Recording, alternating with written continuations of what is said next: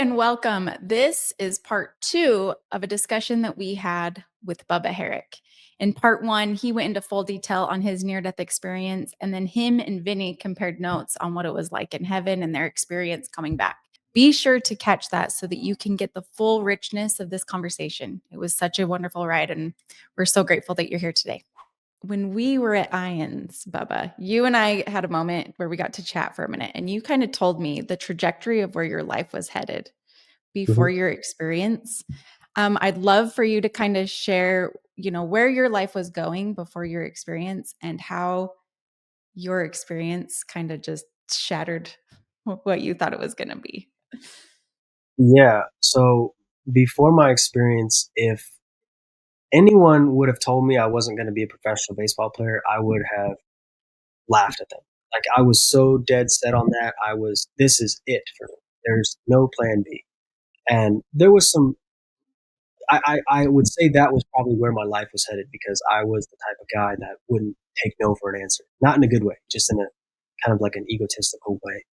Um, so if you would have told me before my experience that I wasn't going to be a professional baseball player, I just wouldn't have heard that or even considered that to be a possibility. But after my experience, um, everything changed for me in the sense that I did end up getting that surgery that I was originally scheduled to get after a bunch of allergy testing and stuff like that. They found what I was allergic to and they finally operated on me. And I did return to baseball. But what was driving me before my experience was anger.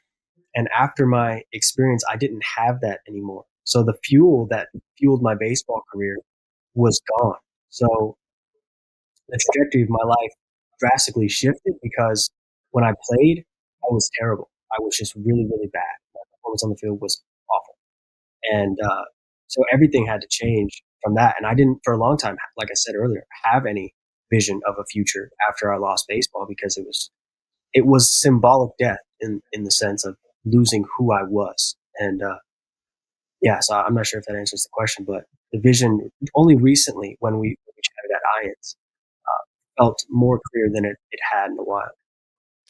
I think it's really great, and the lesson that we can take from that is what I actually really see when you talk about this is that you are still in the game, right? Like you're still helping baseball players. Therefore, I take that as a message that you are not judging the game. You are not judging that people still love and still might have that anger when they're playing in the game, but you are trying to incorporate the higher consciousness lessons that you learned of love, compassion, and all that. And so how do you bridge the gap of having anger in the game, but also love and compassion for your competition? And I think it's really, really cool that you are figuring that out and you didn't come back to the game and judge it and go, what are you doing? Why are you still playing the game? But instead, let me show you a different way we could approach this. That's so cool.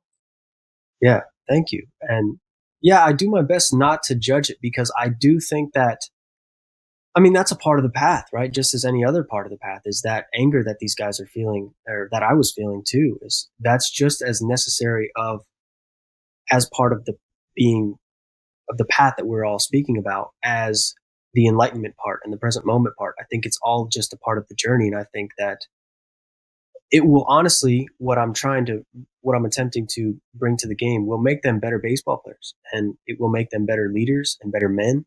And ultimately I think that's the overarching goal is to prepare them for life after the game because the symbolic death for me was very challenging. So if it was challenging for me, I'm sure it's challenging for many others as well. So if I can bridge that gap between athlete and human being, I think that's the real goal.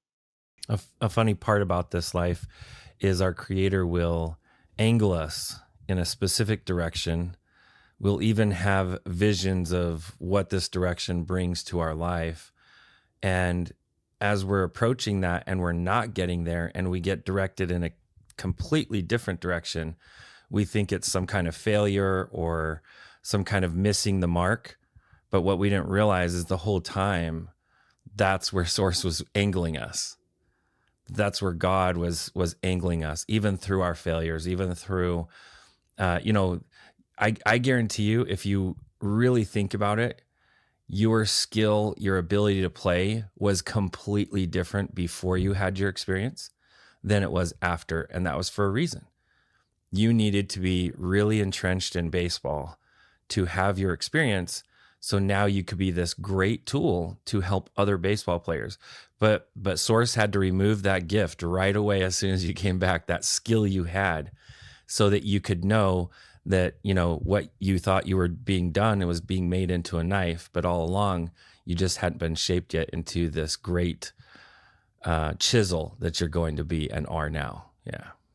Thank you. Yeah, and I'd be curious to ask you, Vinney, if Lynn and Alyssa don't mind, um, what what was it like for you? Like, I know that you were a weightlifter before your experience, and I'm not sure all of what you were involved with before your experience, but how did that shift for you afterwards from who you were before to who you are now?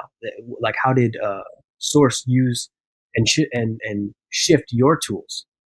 Well, for me, I was quite good at building homes, so I knew that was like my insurance career if I needed to. I could always go back to it, but I was actually working TV and film and had been, like, to me, from my perspective, very successful. Now, someone in the industry that was making 3 times as much as me, maybe not, you know, like a director. But for me, at my age level, I thought that was like the top of success. I was getting ready to potentially relocate to LA or New York, the two, you know, film centers back then in the early 2000s.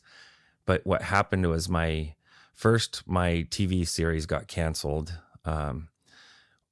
I didn't want to see it happening because it was happening because a very close friend of mine, well, to me, I felt very close to her. She was having some problems with her mind, and she was a major star on that show. So it was time to, you know, wrap up that show. It couldn't even go another season.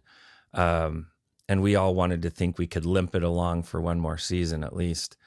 And you know, I was on that part that thought for sure we'll get one more year and I'll be looking for another job, pick up some more projects. And it didn't happen. And, you know, and where I was living, there was not a lot of other movies shooting right then. I did shoot one more.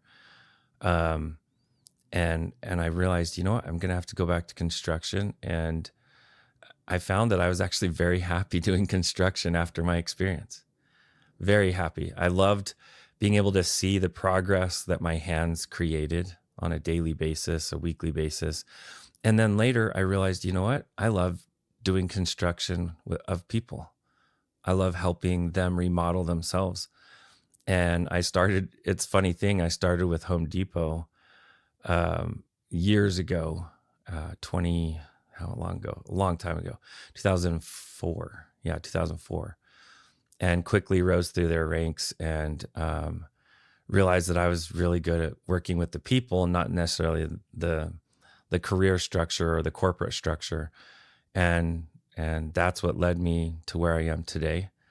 And I was doing kind of life coaching for 2 decades before I actually started doing life coaching. So, you know, officially, I was doing it unofficially as a counselor, a helper, someone who you talk to when you don't know what to do, that kind of thing, for literally 20 years. And now that I get to do this, I know that this was what I was meant to, but I also know this is not my forever job either.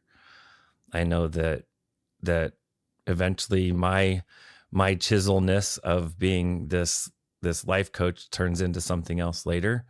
And I'm seeing it change in front of me, turning into becoming a teacher of teachers, so that I can help others go out and do what I've been doing for a while now. So I love it though. I don't like to put my attachment to what I'm doing. I like to put my attachment to the response of what I'm doing, the outcome. Yeah. What do you guys see for what you're building? I don't know if I've asked you this, and I don't know if you've shared this publicly, but I'm curious to hear from you all how this came about and what you see for it in the future. I'll let Lynn take that answer. Well, so I had somebody who's asking me probably just recently what my role was in getting the book done. So several years ago, I don't remember how many now, 3, something like that. When I'd met Vinney a couple times. Very first time I met him was at a men's dinner, and we just coincidentally ended up sitting across from each other, and that's the first time I heard his story. And then he went back to Vegas, and I went back up north, and didn't think we'd ever see him again. Bumped into him again at a writing conference with Richard Paul Evans, but then it was at a retreat, I think the year after that. So we'd known each other, met each other for like a year or two. He asked me if I would help him write his book, and yes, felt like the right answer. And I thought I was just going to help him write his book and hand him the manuscript and send him on his way. Didn't turn out that way, obviously. It's funny though because Spirit would not let me correct your perception, and for good reason, right? You probably would have. I think you would have shied away from it for sure if you'd known you were going to be part of a movement, a nonprofit, a force for light in the world. You know, I know that you would have embraced it, but you would have been like, nah, I got so much on my plate, because you've always got so much on your plate, Lynn. You always do, brother. and we talked about this before, and you also, like, Spirit would say no because my ego is going to get in the way. And this is absolutely true, because one of the things that since that I've realized is that my ego, usually we think of ego as like this, oh yeah, I'm this really big deal. But in my case, my ego keeps me small. Mm-hmm. It's like, Most I'm not the people's guy. do.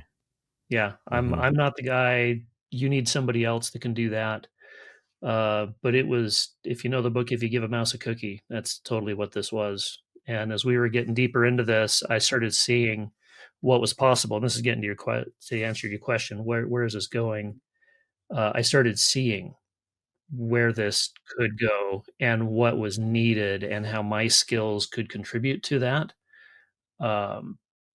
And I just kept a little bit more, a little bit more, a little bit more. And now here we are with an international nonprofit that's got a podcast that's growing daily. And we've got this workbook out that is fostering connection amongst people who may not even know each other previously. I mean, we just started facilitated groups, and somebody wrote and said, hey, I don't really have a spiritual community to connect with, so I'm really excited about connecting with Living God's Light community. And we're just getting started. This is like the seed is just barely starting to pop out into the sunlight. And as far as where else this is going to go, I'm going to hand that over to Vinney. I'm always the guy that I'm the balloon, Lynn's my string. Together we go to the circus together, right? My vision, kind of where I believe, I feel for now, is that Living God's Light becomes kind of a societal type, a spiritual society where people can plug in from any religion, any way of being, and they can get upliftment from each other, from events where you can learn how to do different aspects of harnessing your own energy, controlling your own thoughts, inviting positive or light into your world, into your life. We also envision an app eventually, or something like an app, where people can go on and connect to each other. They can do meditations. They can do all sorts of ways of uplifting themselves, so that, you know, when we have some downtime or some free time, we can burn it with positive things instead of burning it with negative things, like a lot of the rest of the social media. What I love those is every time Lynn would ask me, it was like every few months he'd ask me, so Vinney, where do you see me in all of this? And I would always say the same thing, Lynn, remember? I'm like, yep. I want 100% of Lynn wherever Lynn's willing and ready to give and be. And to me, that's what I love about this is, you know, God was keeping Lynn involved, keeping his vision small so that it could be like curtailed by his ego and feel comfortable, until it got real big at one point. And you're like, wait, what are we doing with this? And I love it. That's how our creator works with all of us. It's like our creator doesn't want to scare us away from the right direction sometimes. I love the symbolism of the Lion of Judah there behind me. I love the symbolism of that because the lion can be very playful. It can be very scary, but it also can be very sneaky, right? And I love that because that's our highest path. Is it allows us to be comfortable where we are now, or a little uncomfortable. And as we get more comfortable, we can move into a tomorrow where we allow a little bit more uncomfortable until we find spiritual expansion, until we find connection, till we find that we are all pieces of one great creator, that we all chose to be here. And if I can add, I feel like I need to throw in a little moment of authenticity. Even having that vision and that view of kind of this great work that we're involved in, it also at times is a challenge and a struggle. And I'm sure, Bubba, and what you're doing, sometimes you're like, is this even going to work? Or this isn't fun today. This whole week, honestly, has been a lot of not very fun with a lot of the behind the scenes stuff. And I would really love to just like take the rest of the week off, but too many people are relying on me to get too many things done. And so you just shoulder the burden and just keep trudging down the path and know that the sun's going to eventually come out. And like Vinney said, try to enjoy the moment. And even if you're not enjoying the moment, know that this will pass. This too shall pass, and there will be moments that you enjoy again. And sometimes you've got a lot of storms to slog through before you can get to that warm, sunny valley.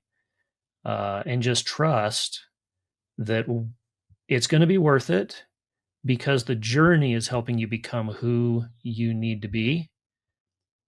And then when you look at the life review, you're like, okay, yeah, that sucked in the moment, but I handled it well. At least that's what I expect is going to happen. I'll be honest with you, Lynn. I've been feeling that same way recently. So you hit the nail on the head. Like, there are times recently where I just feel like, why? Very similar to what you were saying earlier, how your ego likes to keep you small.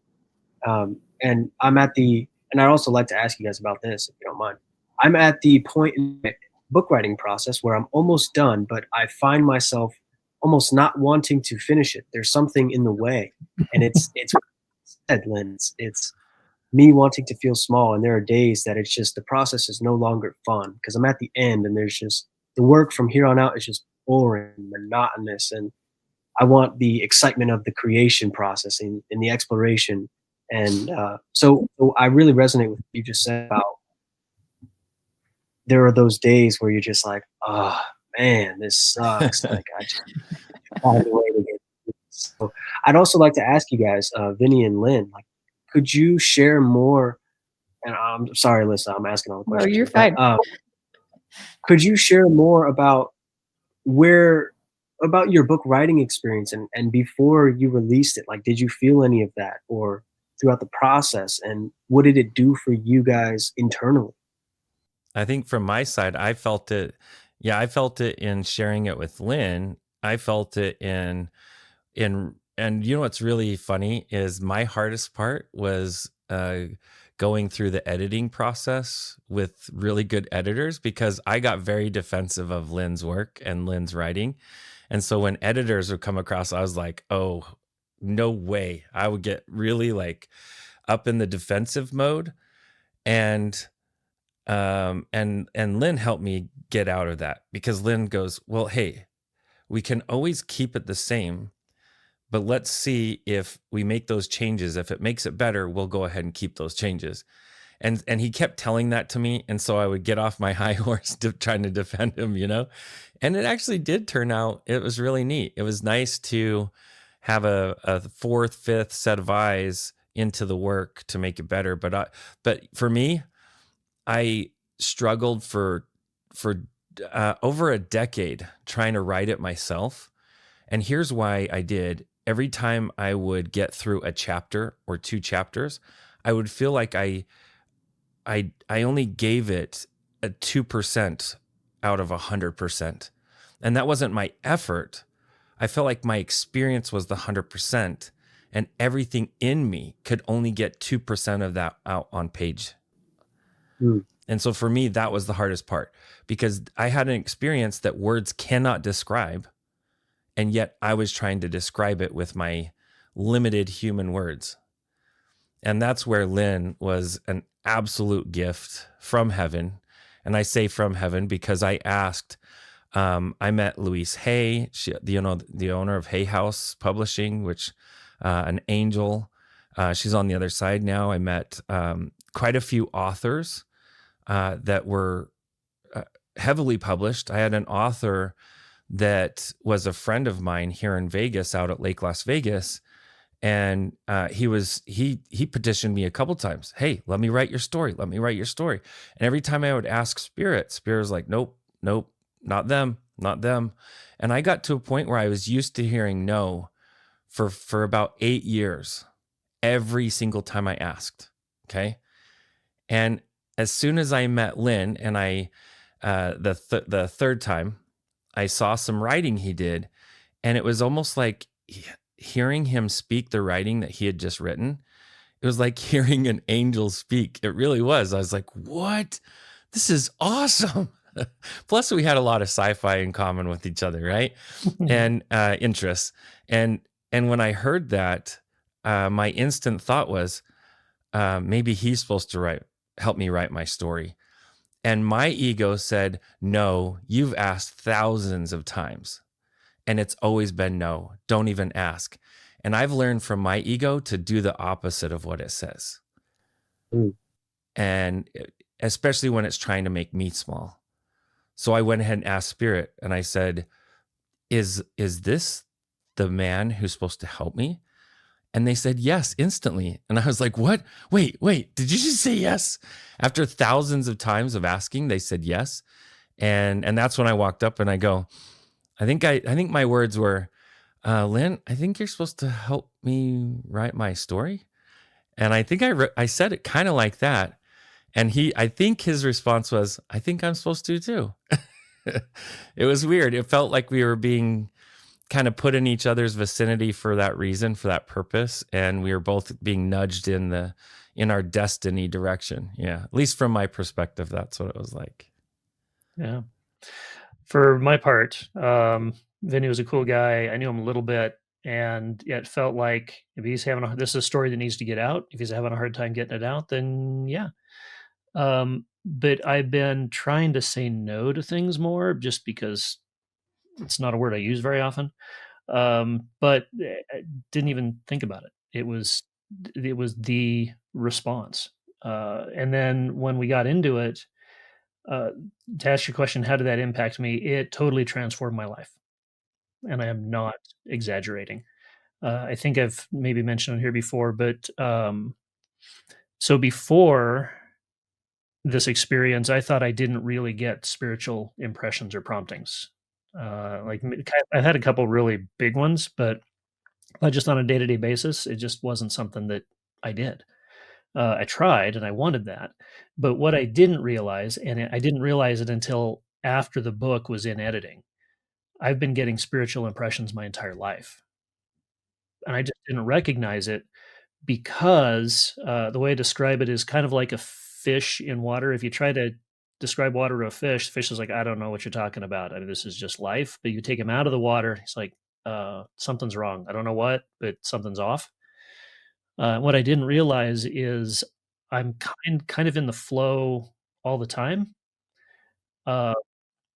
But I also realize now that because of that, I don't need to worry about, or I shouldn't worry about whether an idea is mine or from God. If it's all pointed towards love and gratitude and building, it doesn't matter where it comes from, because really it's only my ego that cares, whether it was me or whether it was the team, however that comes. Kind of like just relate to this to sports or baseball. I mean, many times the highlight reel will show a particular player, but really it was the team that won the game. Mm-hmm. and it's the same way. And so it was at the end of that experience that, and really what it was, I'll tell you what it was. So Drake is Vinny's guide in the book, and I really wanted to get a sense of who Drake was, and so I tried to really be open to that, just kind of open to the muses, and however you want to conceptualize this. What I didn't realize is I was actually getting guidance from Drake on how to word Drake's words. And I didn't tell Vinney I was doing this, but when I handed him the draft and he read through it, because I didn't really show him until he had like a pretty much complete first draft. Then I said, "Okay, here it is. What do you think?" And one of the things he said is, "Man, you nailed Drake's voice. Like it was all it's all mental communications. You're not actually using words, but we had to put it in a way that somebody here would understand it." So in that translation, so Drake's using actual words. Vinney said, if Drake had been here speaking those things, that's exactly how he would have said it. Because there were words in there that Drake was using that I just don't use, patterns of speech and things. But it was after it was in editing. I hadn't touched the book for a couple months, and I was down at the ranch again having a discussion, and we were talking about Drake, and I felt Drake show up. I recognized Drake's presence, and I was like, "Hi, how's it going?" He's like, "Oh, I just knew you guys were talking about the book and me, and I just thought I'd stop in and say hi." That was the first time I had ever felt that sort of thing from the other side, and the reason I recognized it is because Drake had been with me the entire previous year. I just didn't realize it, and then when he had stepped away and then came back, that's why the presence was familiar. Mm-hmm. But my wife, who's always been super spiritually sensitive, and that's like a whole other discussion, but she told me when I was getting done with the book, she said, "I could always tell when you were working on the book because your office felt different. There were different people there helping you with it." My awareness has totally shifted. My understanding of the nature of my connection has totally shifted. And that has led to a deeper understanding of the nature of our existence, what happens after. Vinney mentioned religion, so my perspective on some religious ideas have shifted as well. And I'm very comfortable with where I'm at, but I'm also still recognizing that I'm evolving and growing through it all. And I'm enjoying that journey a lot more. So Bubba, when I heard you talking, you kind of said that okay, you can correct me if I am wrong, if I perceive this wrong, but you're feeling like this chapter of creation of the book is coming to an end, and it's like a resistance of that creation process is coming to an end. Okay, so this is my perspective. As being the person who I've watched miracles come after reading Vinney's book and angels delivering that book to me in a very crazy story. I was waiting for his book. Bubba, there are people waiting for your book. Wow. Thousands and thousands, maybe even millions, brother, waiting for your book. And I would also offer that the end of one creation just starts a new creation, right? Like I've watched these guys, and I came into this process as they're trying to build a new creation of Living God's Light in the nonprofit. And that's when I kind of stepped in. But, this is just one part, Yeah. So tell us about your book and tell us kind of your creation, because I know that here we've been talking about it, but I want some guts to that story. I want to know what your book is and what you hope comes from it. Yeah. Well, first, before that, thank you all for not just the encouragement, but for sharing the behind the scenes with Alyssa as a consumer of the book, waiting for the book, Lynn as the editor and helper, and Vinney as the experiencer. Lynn's the author of the book. I did the experiencer. Lynn's the author. Word in there, but it was just pulling it out of Vinney. Yeah, it sounds like Drake was a part of it. So Drake. Absolutely. Yeah. I really needed to hear all that. So thank you guys, seriously. And as far as my book, the book is called Becoming Ready to Die. And the idea for the book came that. from the feeling I had after my life review of not being ready to die. So Mike told me, Mike, my stepdad, who was the guy I played basketball with in the experience, he said, before you die, you need to make sure you're ready for it. And then he said, you have a great purpose to serve. So after I came back and I woke up on the operating table, that became all I thought about. I was like, what does he mean the next time I die, I have to get ready for it? Like, what does that even mean? So I spent a long time, the past 5 years, just really sitting on that question and trying to figure out what would make me ready to die? Like, what would ensure that the next time I die, I'm ready for it? So I went on this journey, as you guys all know, of searching for the answer to that question.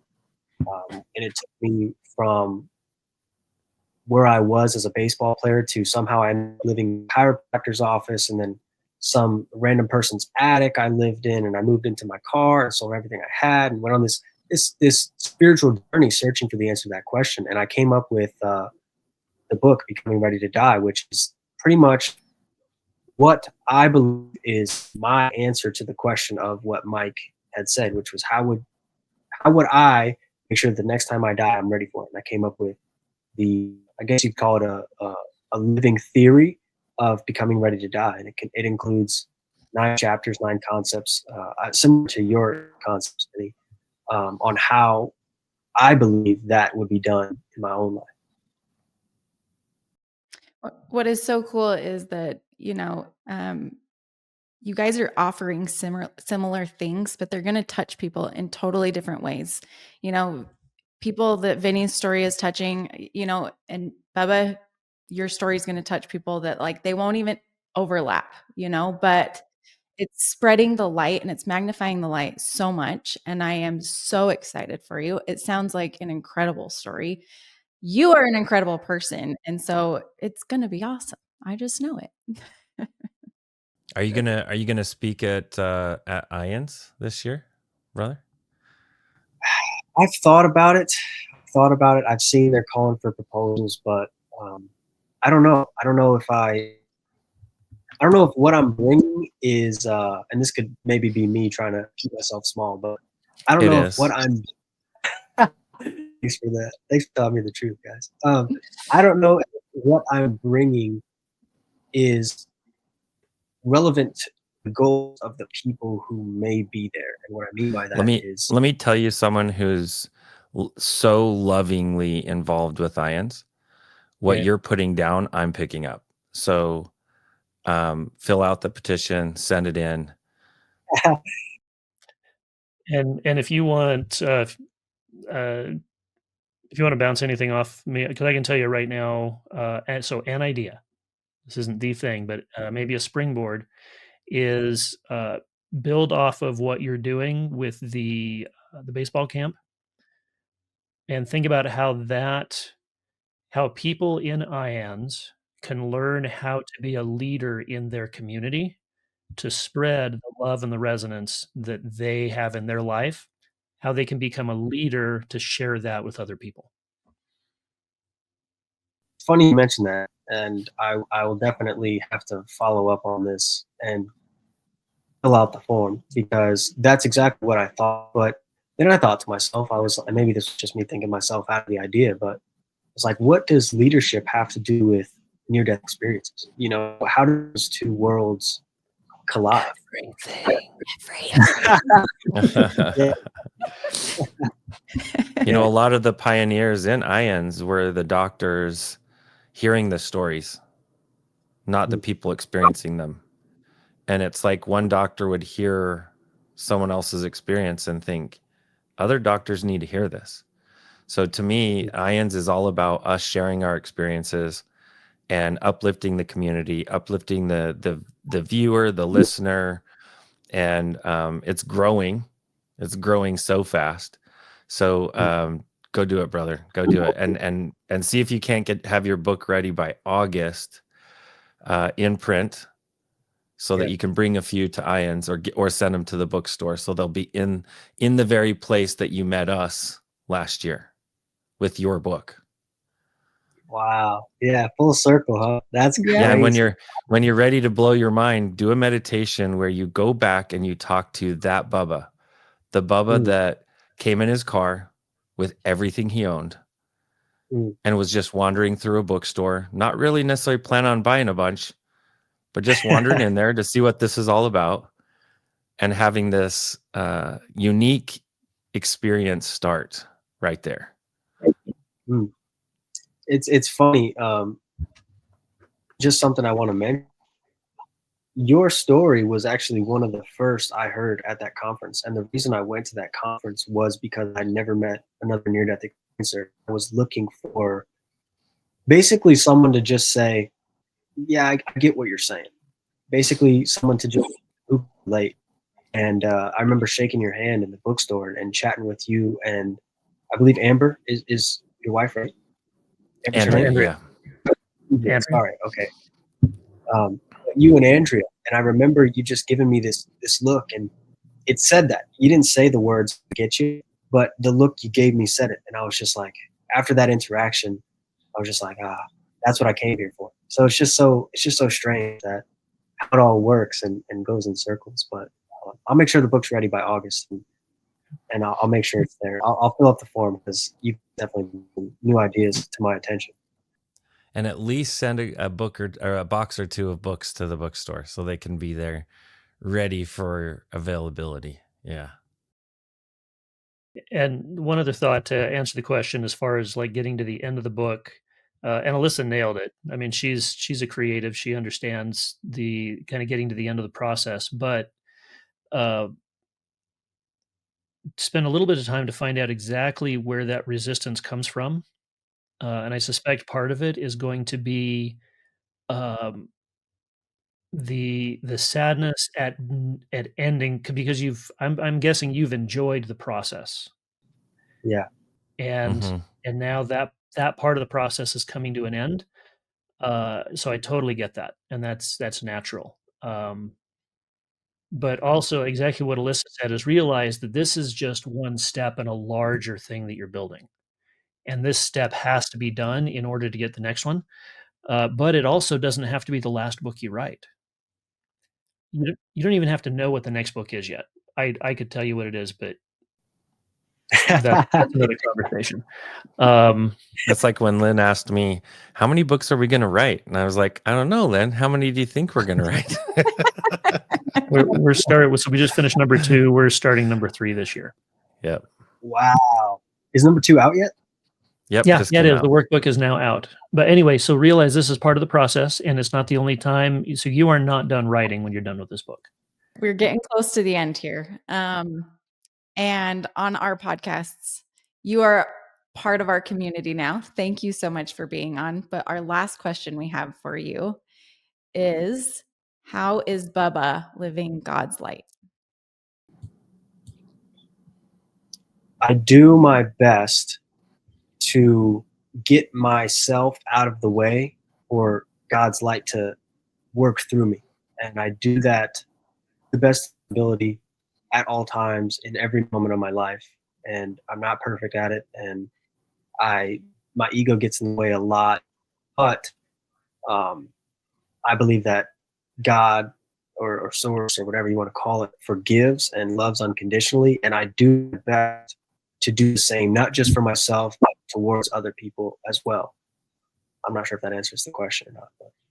You get to choose how it answers the question. And that was beautiful. Thank you so much, Bubba, for being on today. We will 100% have Bubba back on when his book is released, because we want to help him spread his light. And thank you so much for being with us today, Bubba. You are a beacon of light for us.